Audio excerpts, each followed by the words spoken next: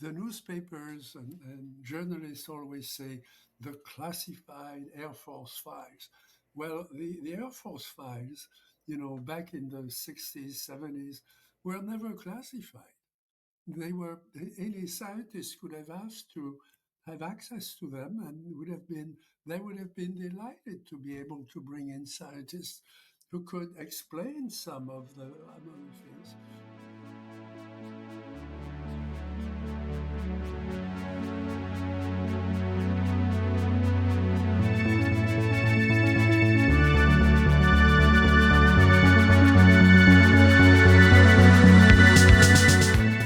It's really fun. Pretty much everything is short. I don't know if anything ever is long. Kind of a few videos every day covering maybe one UFO topic a little bit. Danny Sheehan drops bombshell about UFO whistleblower Jake Barber. For some reason, Danny Sheehan accidentally, I guess, said that Jake Barber worked for Grumman. That was the private contractor that Jake Barber had personally mentioned publicly. I think. So that's the bombshell, is that Danny Sheehan, accidentally said out loud publicly Jake Barber's private contractor employer. And I guess we didn't know the exact one before,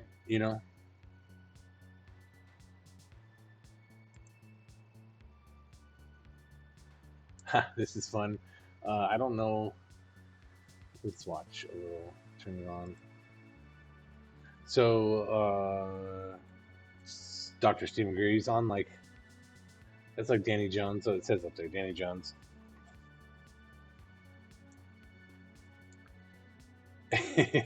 And he says, Dr. Gary Nolan, he's a liar. He got paid off by the government, the conspiracy, to falsify his records about everything. People getting hurt.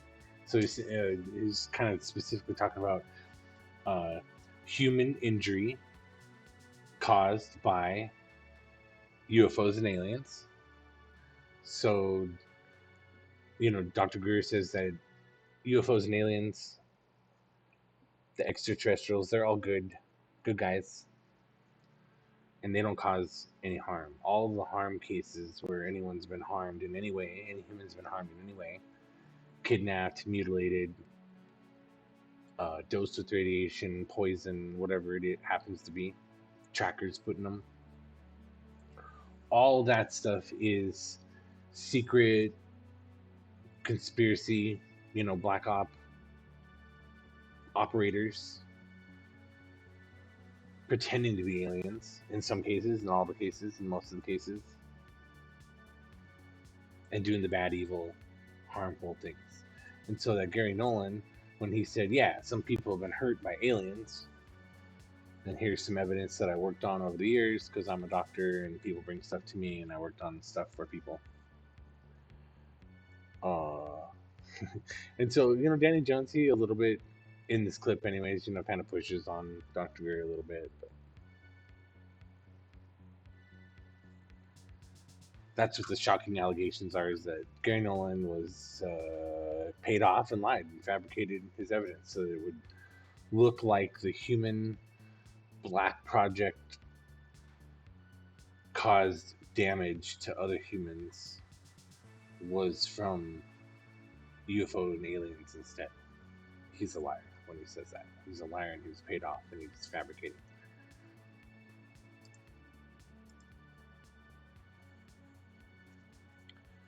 Just pulled this in. Burchett thinks that Jake Barber's, a plant. He throws off the case. Let's make us look in the wrong direction, look at the wrong contractors even. When it's people inside the government or different contractors that need to be looked at first or quicker.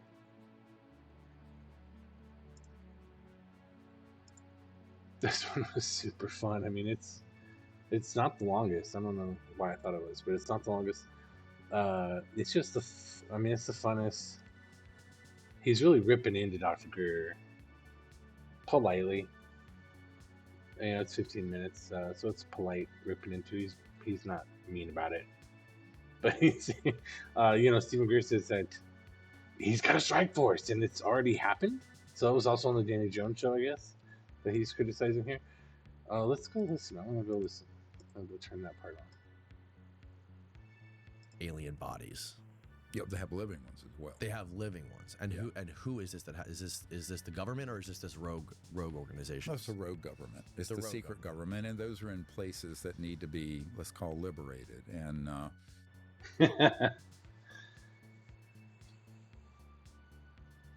so Danny Jones is, I didn't watch the Danny Jones episode, but our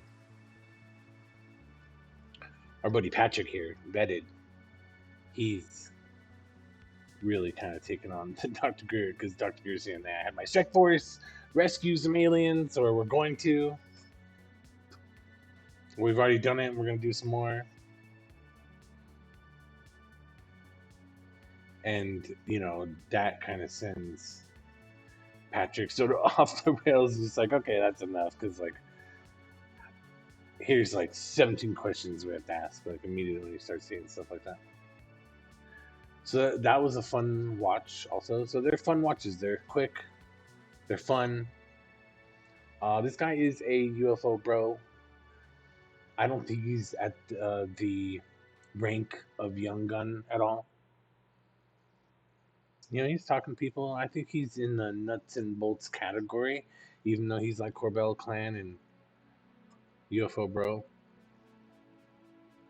I think he's still like, he's a nuts and bolts kind of guy. He's kind of more or less like making fun of the woo-woos, even though he's nice about it. And that's how I found. I mean, I'd seen this posted. I just don't.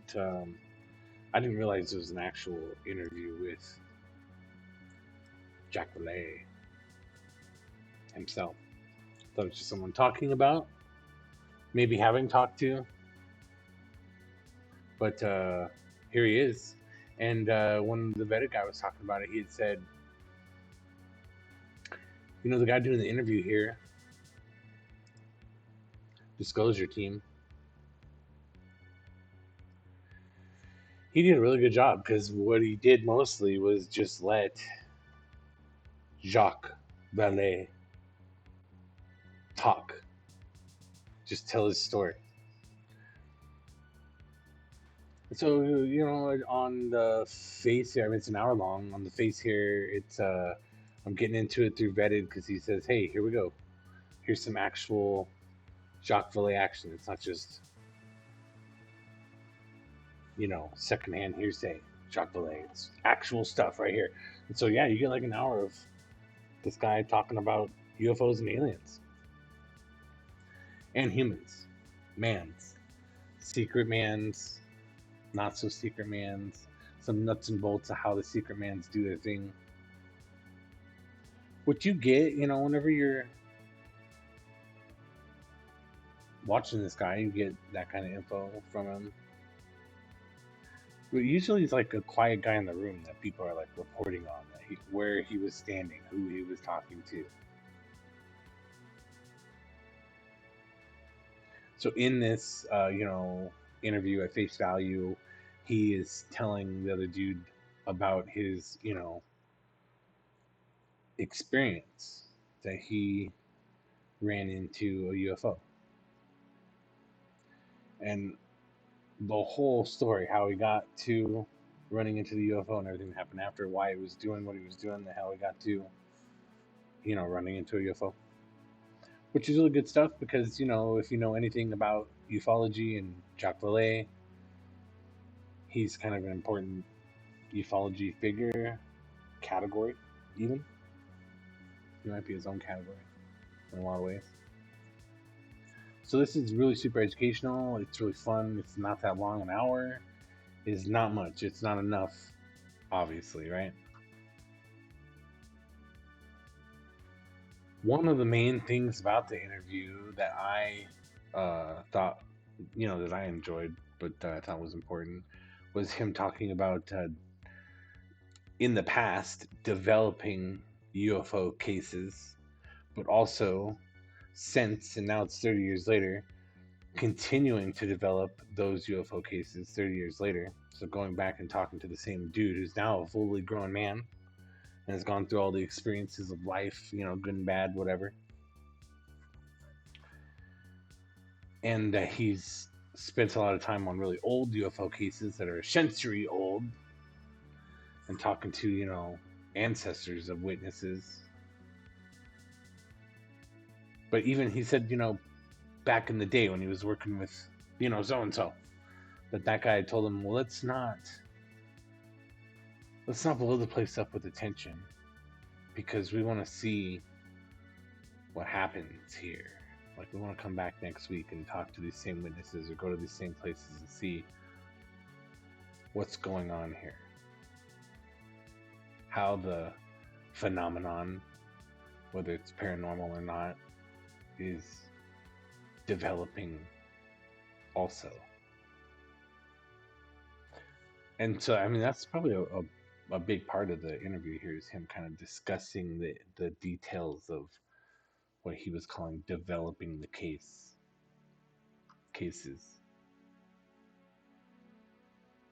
Saying all that because he was talking about, his position and why and how and who, so that he could tell you why he was driving down the road he was driving on, and where and with who. And then he saw a UFO with everyone, like a triangle-shaped UFO. And everything that happened after, and how that kind of fits into his, his life, his career, his story, his part of ufology. Great interview. And this is kind of adding to the library, sort of the Corbell clan, because Disclosure Team are kind of like that second layer I was talking about. Forbidden Science, Jacques Vallee with the Disclosure Team, they're in the Corbell camp, but they're not really up there. They're not high ranked. They're not young guns. They're not really UFO bros. And they're just talking about what Jacques Vallee talked about. And so they're adding Jacques Vallee's testimony to the Corbell clan library by doing that. And later, Jeremy Corbell and UFO Joe and the others in the clan will reference this material and reference this work as evidence of something, maybe just, evidence of what it actually is. Jacques Valle telling a story. And not such a bad story, even if it's about a, triangle-shaped UFO. Like, whatever does that even mean? He doesn't even say what it means. Like, what was it? He doesn't know. That's why it's a UFO. He doesn't know. He didn't know what it was.